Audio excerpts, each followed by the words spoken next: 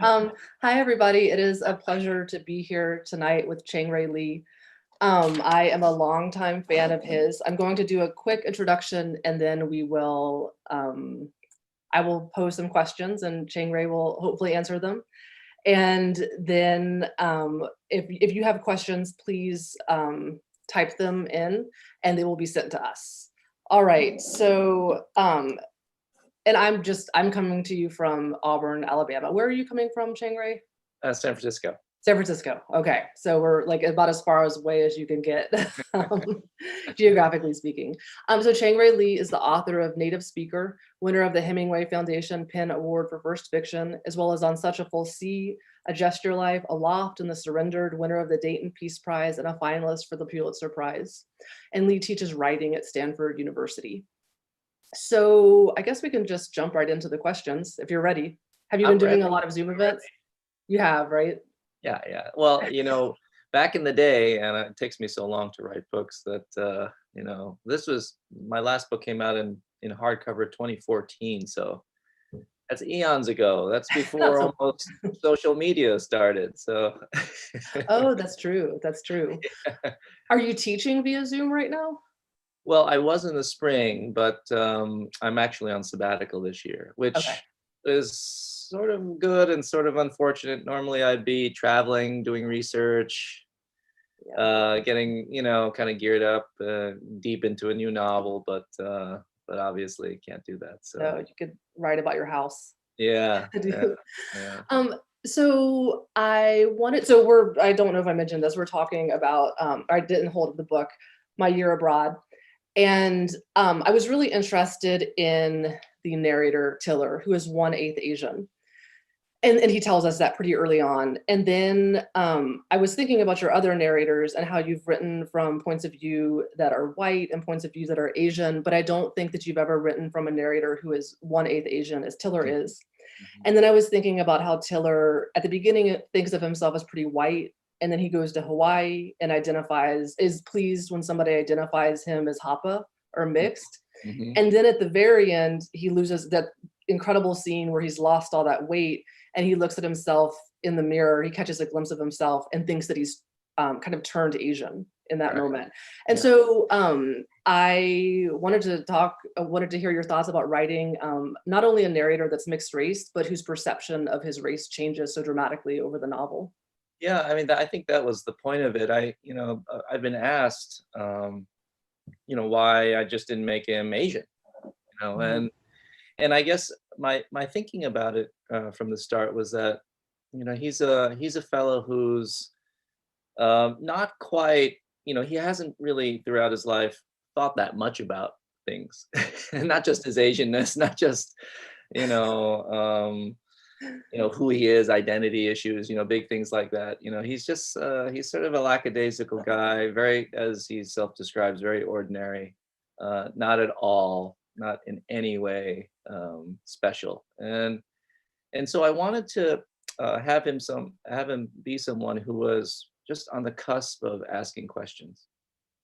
And to make him part Asian, and particularly just a smaller fraction Asian, I think it allowed me to think of him as someone who could go under the radar in most of his life, that he would pass as white in a typically white town, and that no one would really pay attention to him in the ways that, say, a full Asian or a full minority in a kind of mainstream white town would get, draw notice. So of course, and I've always believed that ethnicity and race and nationality it's so based upon context. Where to be Asian in New York, or an Asian American in New York, or an Asian American in Los Angeles, or an Asian American in the South, versus, say, being an Asian American in Honolulu, Hawaii, are vastly different experiences, mm-hmm. right? Because the context is a very powerful thing. As our socialization is so powerful in the ways that we're seen, and then of course we think we're seen, and how all that ends up, making for a self. So with Tiller, I felt as if he was someone who was in some ways Asian curious. He and it comes from his mother, who was obviously part Asian herself. Um, but it's something that he's just now beginning to think about, and I'm glad you mentioned that through the course of the novel, he has not. It's not that he becomes more Asian. It's just he's trying to find himself and how he fits in this Asian kind of coterie that he's with. The inspiration for him in this book and his kind of guide and mentor is the Chinese businessman.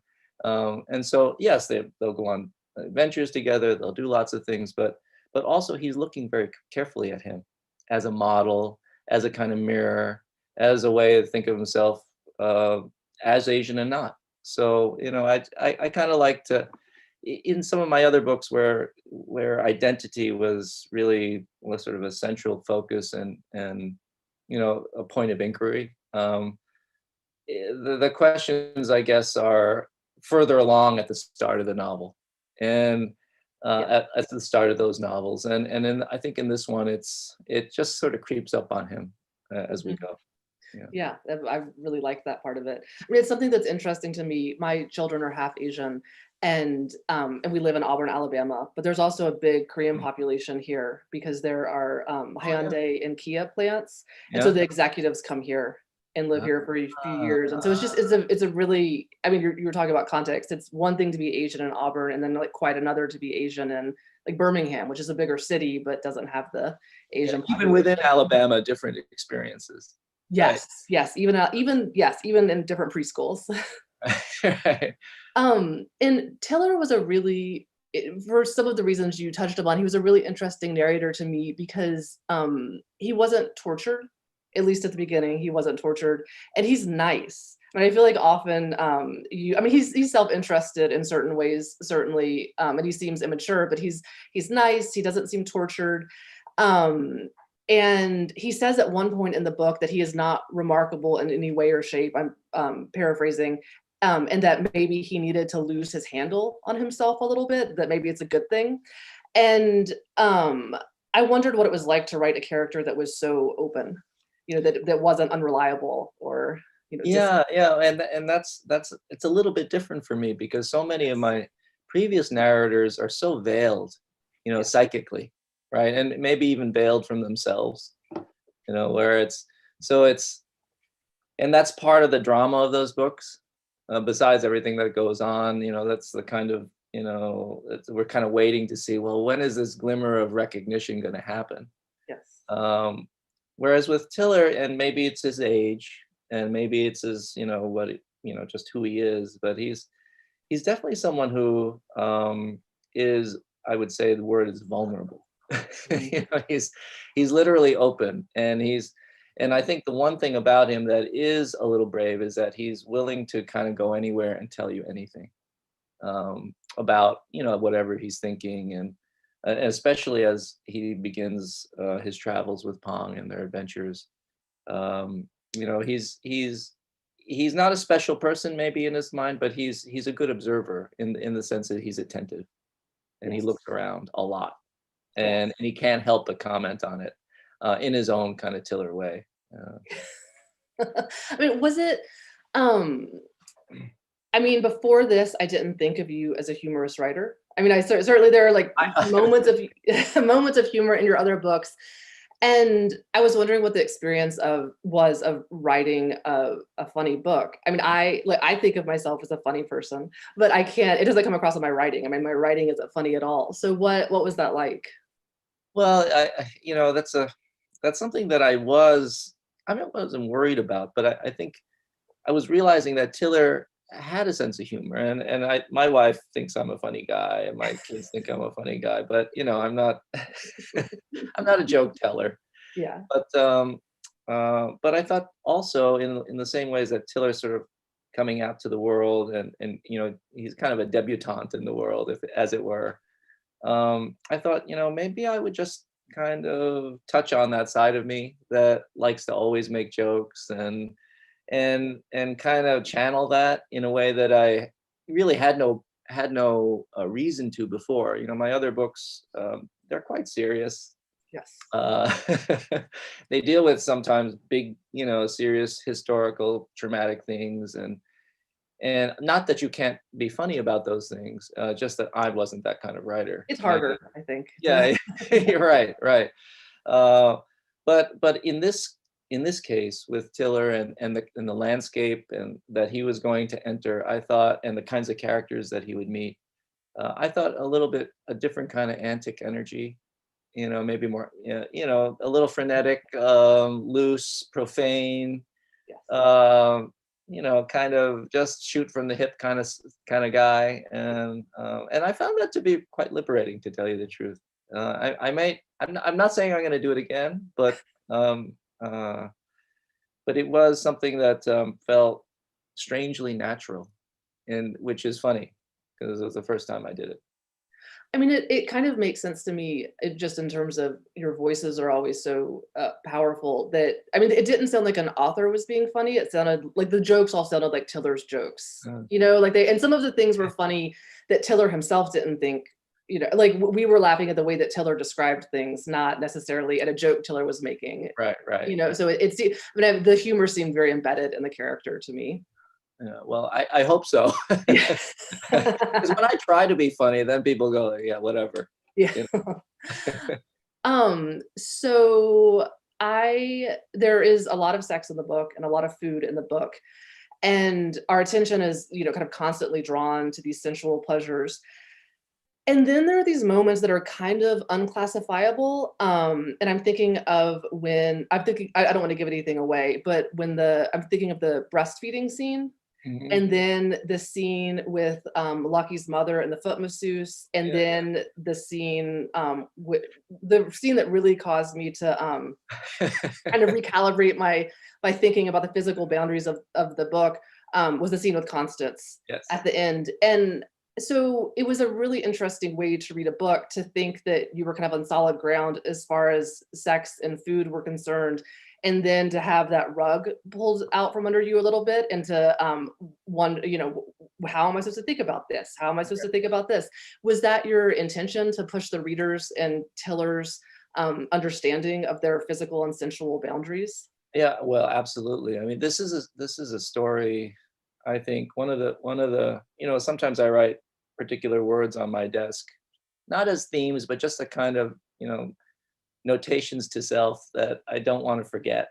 And one of the words was, a kind of a sense of extremity, Um, and and so there is a lot of interest in food and interest in the body, but I hope it's not I hope it's not discreetly that, like, that it's about flavor or that it's about pleasure. It's about what a body can take, and how in certain extreme moments that that taking can be revelatory and can wipe away all the all certain kinds of long held hopes or delusions about the world and oneself. So it's a way of, I think for me, it's a way of getting into character. I mean, we're always, as a novelist, that's all we're doing, right? We're trying to present, a moments of consciousness, that can be cerebral. It can be completely an inner space. But in this novel, I absolutely wanted that to be instigated and activated by just really bodily stuff. And so I hope that, my hope for the novel was that it was also going to be a seriously bodily experience where you sweated, cringed, maybe got a little, hot under the collar, but not too much, because, you go too far there. That's not what I'm interested in, as for the book.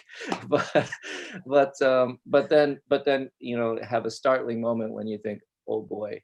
And as you suggested, things kind of escalate as the novel goes on. And I wanted to do that. I wanted to put Tiller through his paces, because this is a book about going out in the world and really, really experiencing it. And included in that is the idea that the world will experience you, um, and that it's a kind of partnership, sometimes for worse.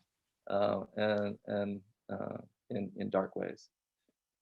Yes, I mean, there were definitely moments of darkness that were, I mean, that was one of the things I really liked about the book is that it was totally unexpected. Like it didn't ever take me to a place that I thought that it would take me. I mean, I knew the basic.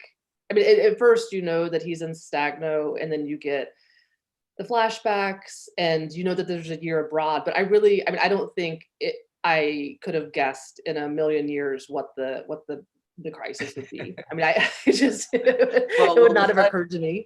the title itself is kind of a, tongue in cheek. It's so bland. My year Yes. abroad, right? And I remember saying that to a friend because people ask, "What are you working on? Do you have a title?" And I would say, "My year abroad," and they just look at me thinking, "Gosh, that is so dull." It's gonna be like about a study abroad, Right, right. a college study My abroad. my summer camp stuff, right? Of my Yes. my days at summer camp, and so I wanted it to start out, as you say, he's a nice guy, typical suburban kid. He's kind of on his way. He works, he's a dishwasher. He meets this businessman, and okay, they're gonna have some travels. But I absolutely didn't want it to stay there. I wanted to get into the realm of I didn't, where it's not totally absurd, but it's absolutely, not real in a way. But that it feels real. Yeah. I wanted to feel real rather than it being real. Um, Did and you maybe know that's my when break with realism in this book. pardon? Sorry, what was the My last break thing? with from realism. Yes. Yeah. That was an interesting tension that I was feeling, when I was reading. Like, I kept thinking, like, "Is this actually fabulist? Like, are we breaking physical rules here, or is it?" And my sense of that, as was nicely amplified as the book continued. I mean, at first, everything was pretty real. And then things kind of got more and more outsized, and, especially once we get to Drum's retreat, things Mhm. started to get very crazy. And then, I mean, I'm thinking about that final scene with Drum and the Quicksilver, and then I'm also thinking of, funnier scenes. I mean, this was, like, darkly funny. I hated to laugh at it, but then there were some parts that were really funny. I'm thinking of the giant mortar and pestle, Yeah. Yeah. and and I thought, "Is there going to be a giant that comes out and uses this? Like, is this what happens now? Like, that's the secret?" It's like Game of Um, Thrones where the dragon comes out, right? It's like yes. normal, and then Yes, but the book by that point had put me in this position that I would have accepted it and gone along with it. And, I think that I mean, the book also seems to put Tiller in this position of, gradually increasing his threshold for accepting the impossible. Is that what you were thinking about when you were writing? yeah, for sure. I mean, with Tiller, he is an innocent at the start, and in the part that he's having his adventure and his travels. Um, Obviously, I wanted to break down that innocence, but to an extent at which he had to really question where he was and if this were all true. Um, there are moments in the book where when things get truly extreme and intense, he doesn't know if it's real or not, Yeah. because he's been so worked and so ground down. I think I wanted to really almost in certain ways in that mortar and pestle, to grind him to a powder, so that in the other half of the story, which is a kind of domestic story that takes place afterwards, um, where we could see kind of the aftermath of all that and see how it's kind of settled into his consciousness, in terms of how he will enact or respond to those or refer to those things when he's having this relationship with this older woman. Yeah, that makes sense.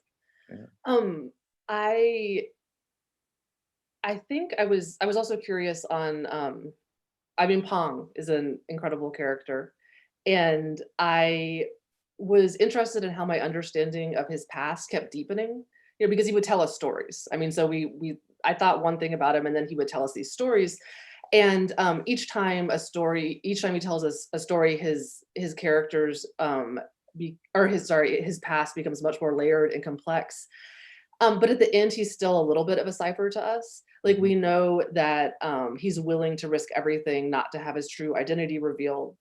for obvious reasons, but that, well, we don't know exactly what that identity is.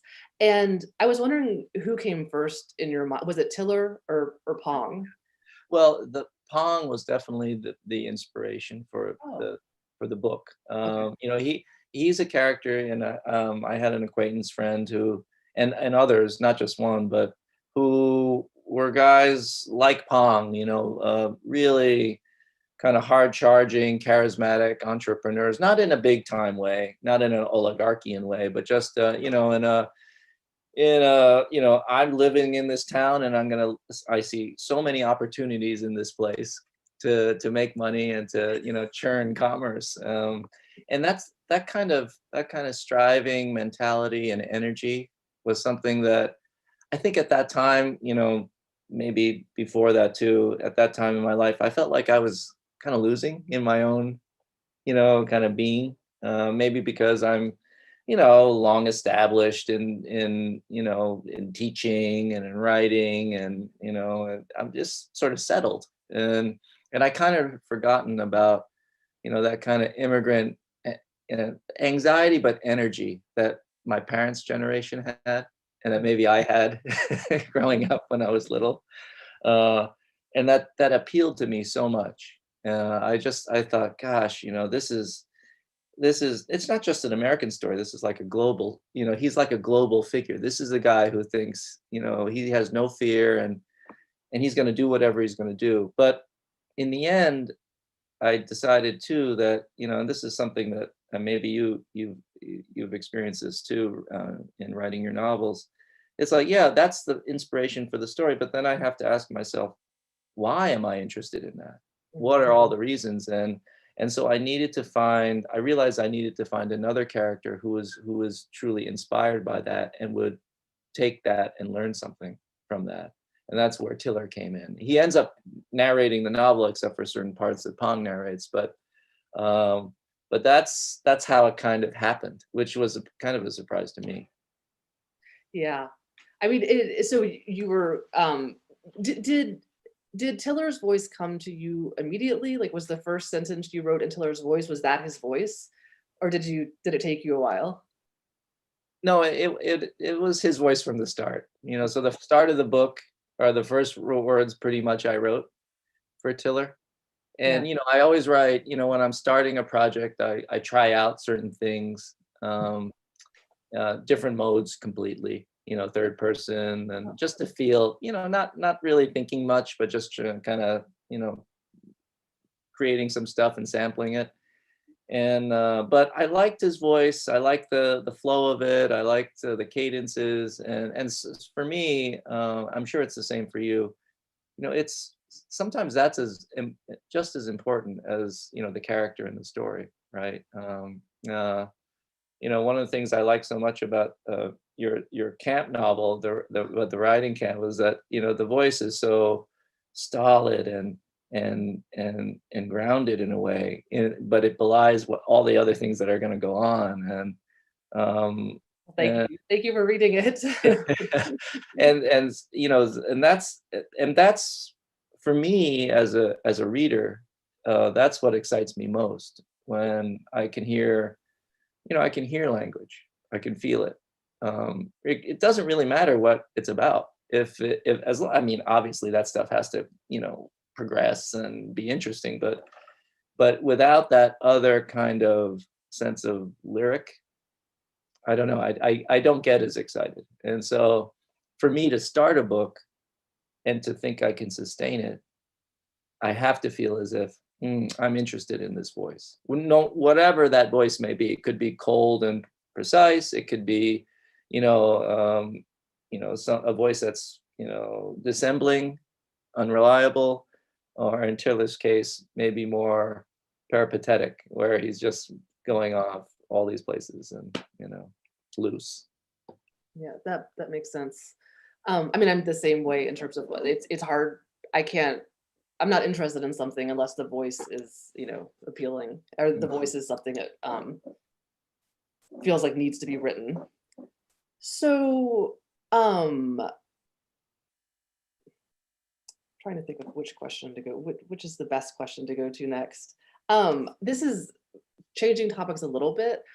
I was thinking a lot about dialect as I was reading, Mhm. and how there are so many characters and they all sound so different.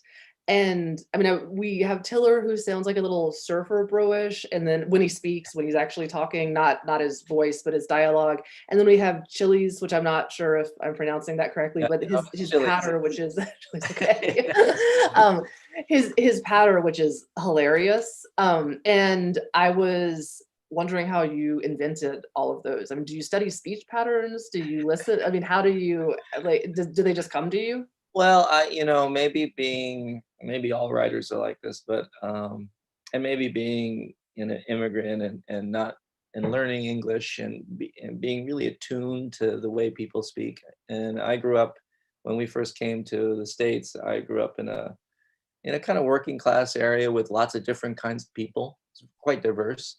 So you had, Irish Catholics, and you had Puerto Ricans, and you had black kids. You had black kids from the city, black kids from like the Caribbean. You had, so I kind of, and maybe my first novel is kind of about this. I was kind of awash in a sea of of accents, voices, different kinds of, human song, and I was thinking about it then, but I tell you, um, I hear that all the time. I still hear it, and I think it just trained me to hear those things. And so whenever I go someplace, my wife gets frustrated with me because when we go places, she wants to see the sights. She's an architect by training. She wants to see the churches and the museums, and I just love going someplace and having a cup of coffee and just listening, listening to how people talk, and I think it's always so fascinating. Do you like So listening even if you don't understand the language? absolutely, absolutely, and because when you hear an unfamiliar language, it doesn't seem like anything. But if you really listen, at least you can get a certain kind of, certain melodies, right? Certain kind of repetitions.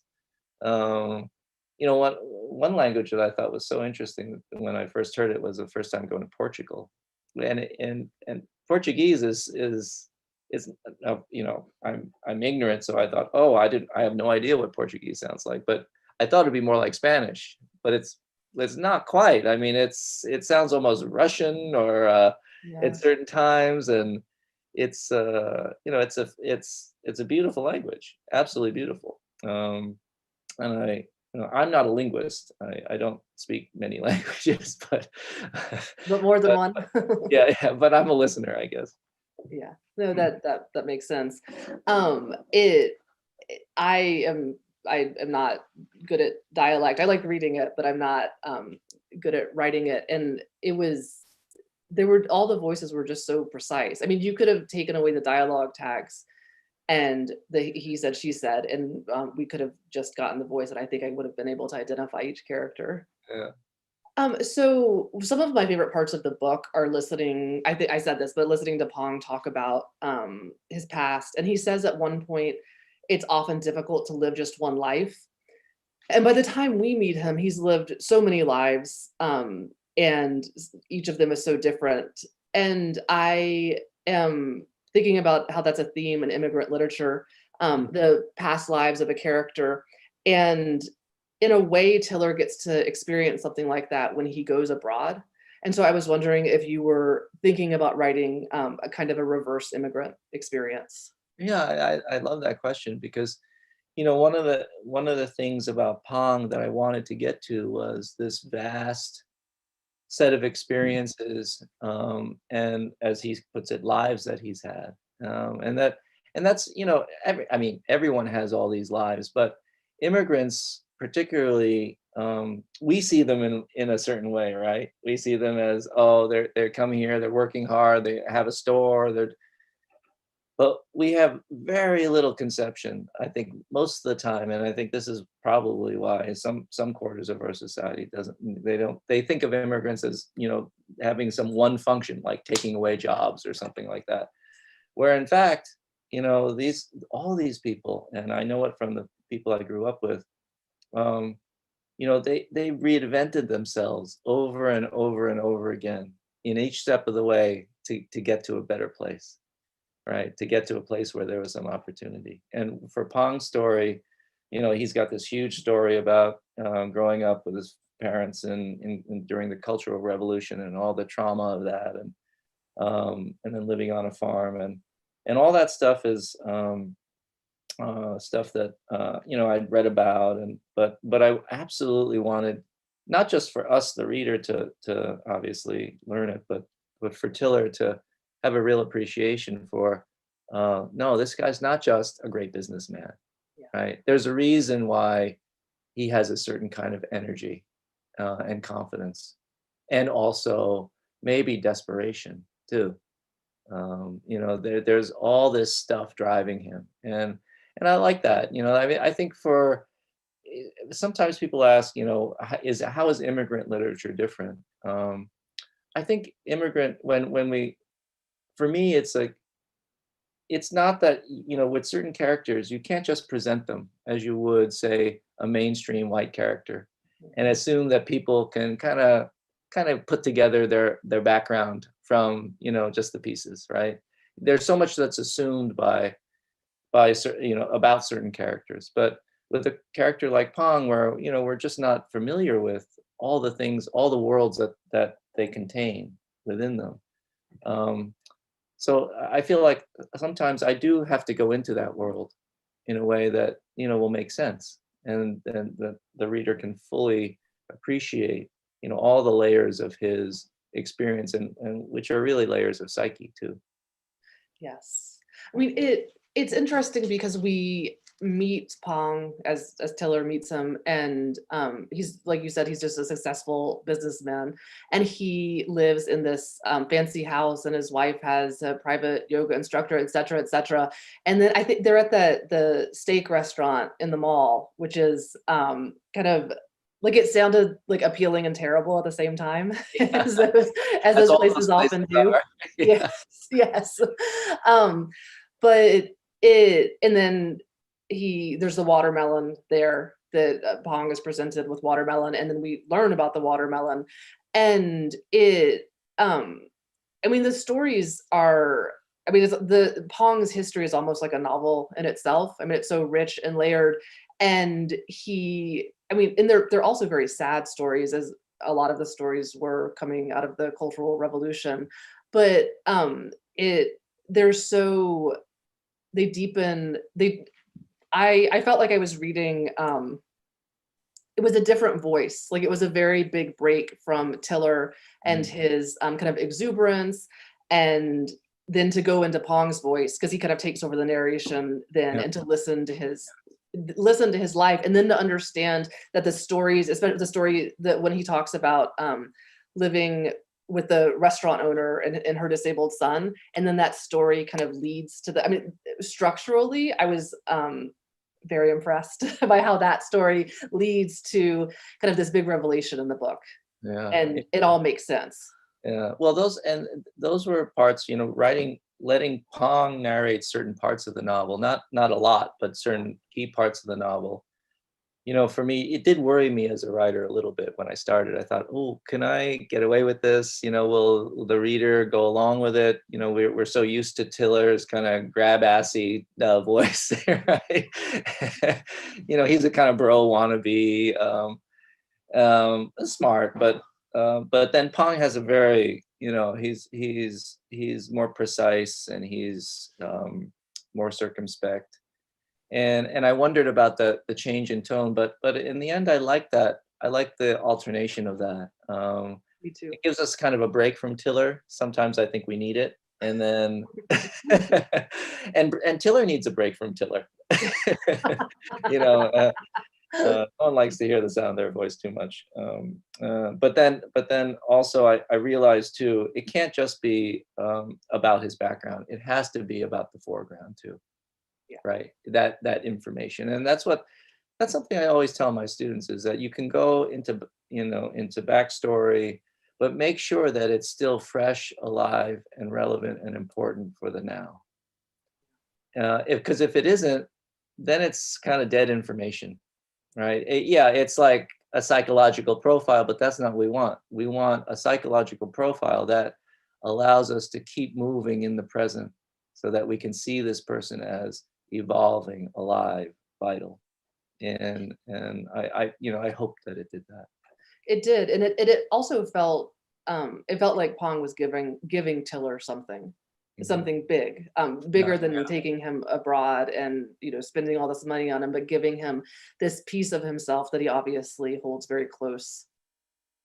well, I'm So glad that you mentioned that. I mean, it really is. I mean, it's their kind of intimacy. They have a kind of, mercantile intimacy, businessman intimacy, but this is a real moment of intimacy because in some ways this is a love story too between, Tiller is someone he's looking for a model, he's looking for a mentor, he's looking for a guide, and he loves Pom. It's I think the story is also, it's a story of love and betrayal in a certain way. Yeah. yeah, absolutely. Um, I mean, there's a moment I always hate it when my students compare books to movies, but the moment when things are getting revealed to us at the end, it felt so much like The Usual Suspects to me, where, but everything was thrown into relief. Um, I mean, every single piece of information we had was thrown into this kind of stark relief. But the thing that was not for me thrown into relief, and I kind of expected there something to happen to Pong and Tiller's relationship that would destroy it. And different things were revealed to me that I thought would be revealed to me. And the thing that was constant was that they loved each other, Mhm. which again, I keep saying that the book was unexpected, but it truly was unexpected. I'm also interested in the family unit of Val and Victor Jr. and how you came up with them. And we see, I mean, when he writes Victor at the beginning, or when he talks about Victor at the beginning, he kind of makes fun of him a little bit. And then at the end, he truly loves him and he's Victor's father at the end. And so I was interested in that. Yeah, well, that's the other part of the story that I, again, really thought about and decided that I needed, to, as I mentioned before, to see how after all this, travail in the adventure story, how he settled in his life, in a life, and in a life that's, fairly ordinary again in certain ways. And to see how he could, love in that context. Obviously, he has a romantic sexual relationship with Val, but for me, it wouldn't have been enough. I think I needed to have that kid there because so much of what I think Tiller and this is something that in his character that I felt like I knew from the beginning. He kind of feels like he's an orphan, even though he has a dad. His mother is gone, of course, but he thinks of himself that way, and I think I wanted him to be confronted with the idea of this young boy maybe being orphaned too, and not ever wanting to see that happen, and having to decide, well, what am I going to do about Yeah. it, in a way that forces him to take command.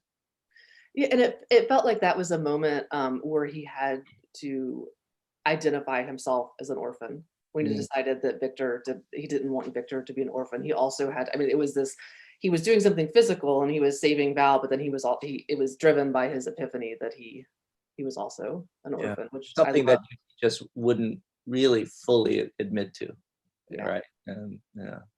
Which Yeah. is what, the hardest things to admit to are the most obvious big things, but we just don't want to be to go there. Mhm.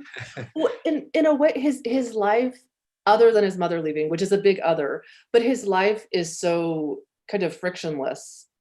Especially if I think about your other characters and Yeah. their Yeah. lives. So his life is kind of frictionless, and even Clark. I mean, he is a really interesting father because he's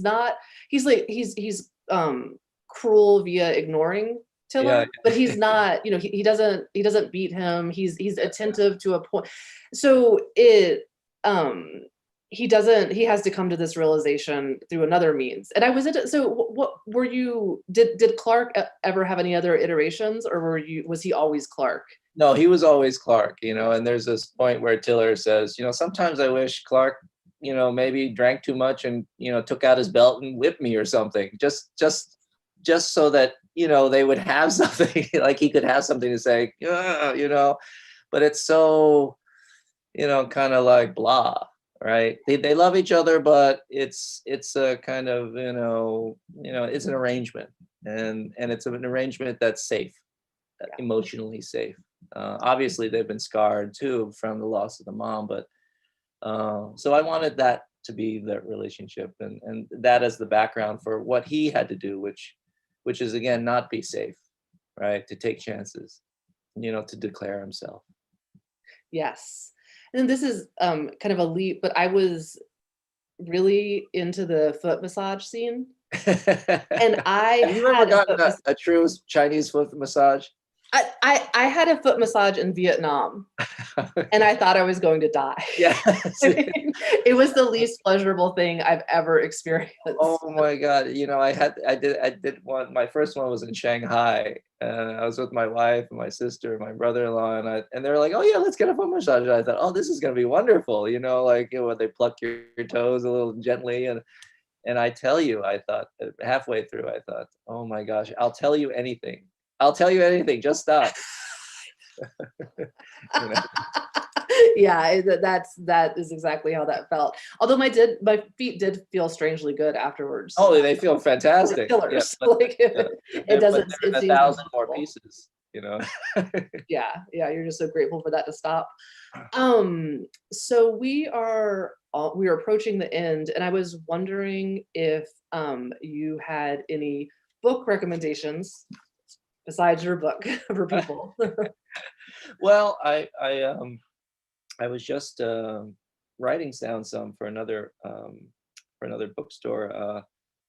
There are a couple of fun novels that I read recently. One was by Paul Beatty, an earlier novel of his called Tough. Really, really profane, hilarious, hard-edged, kind of, as I told someone else, wildly politically incorrect. And it's awesome. It's so funny and harsh. But it's, of course, biting social commentary, and it was great. So that's a book that I discovered, and I really enjoyed.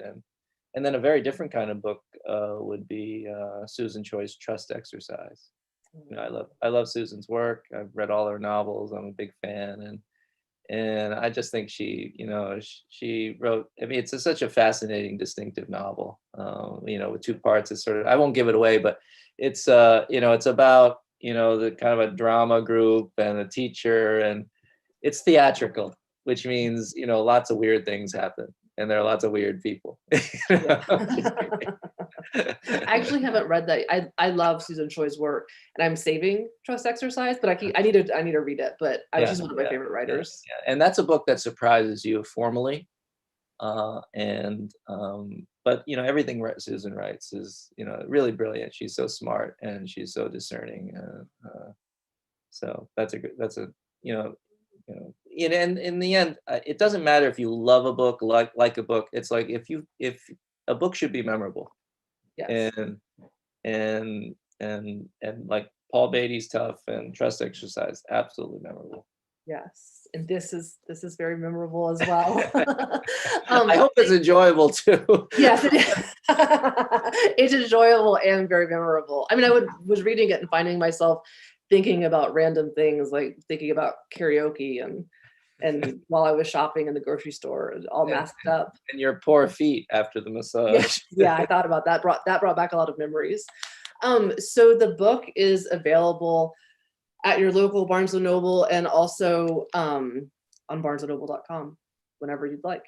So thank you so much for joining me, Chang-rae. This is a pleasure. Thank you so much, Anton. Really, really an honor. Thanks. Thank you. All right. Bye. Bye.